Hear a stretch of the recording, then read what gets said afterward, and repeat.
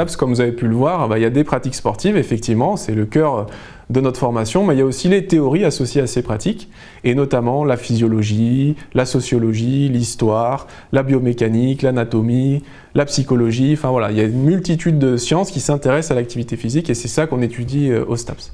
Et donc vous voyez qu'il y a de la recherche en STAPS, on fait aussi des choses qui permettent justement d'améliorer par exemple la santé des gens, d'améliorer la performance des athlètes, d'améliorer la cognition des jeunes enfants qui apprennent, etc. Donc il y a une multitude aussi de recherches possibles à l'UFR STAPS et des recherches très passionnantes.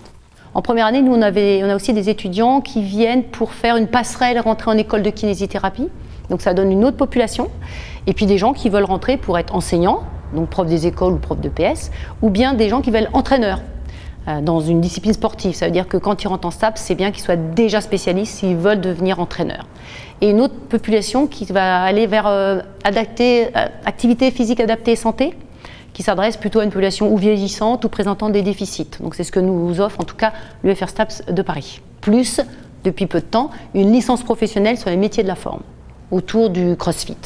C'est la grosse mode.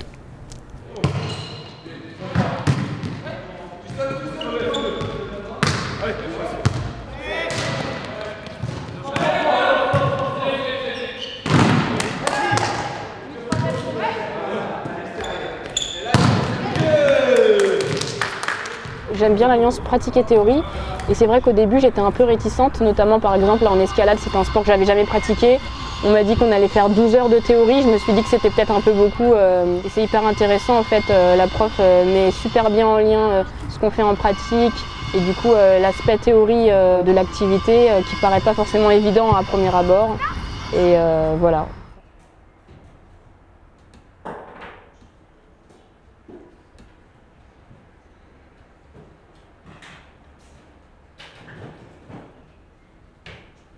Donc ici on est dans une petite bibliothèque, elle fait 140 places assises, mais elle a été très bien conçue parce que les STAPS sont d'un public qui travaille souvent en groupe, donc on a beaucoup de salles de travail en groupe justement où ils peuvent venir travailler ensemble. On a tout un pack aussi de caméras dont ils ont besoin pour filmer certaines séances sportives que l'on peut emprunter également à la bibliothèque. Là on a une carte mentale à préparer en psychologie. Et du coup, on a 2 heures de trou. Donc là, on fait la carte mentale, après on va manger, on a volé. Et après, voilà, on rentre. Ou sinon, dans la semaine, quand par exemple le vendredi, on n'a pas cours, peut-être on peut s'appeler, on se dit on va à la fac à la BU, comme ça, on travaille des cours où on a du mal. Ou, voilà.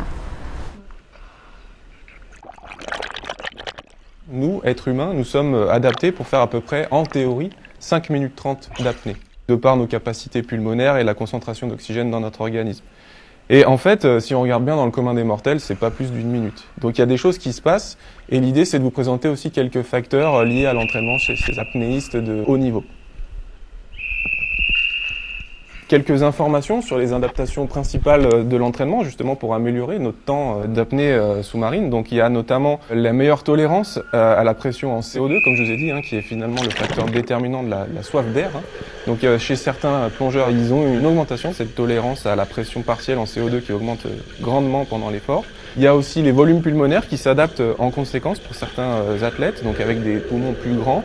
Et enfin, donc, il y a des adaptations qui sont d'ordre génétique pour certains peuples, comme notamment les peuples Bajo en Indonésie, qui vraiment développent des rates 50% plus grosses que le commun des mortels, et ce qui traduit finalement une libération d'oxygène au cours de l'apnée de ces gens-là qui sont habitués à aller à des profondeurs assez ahurissantes. Je suis convaincu que ce film vous aura permis de voir la beauté de notre formation et j'espère que vous êtes prêts à STAPSer avec nous.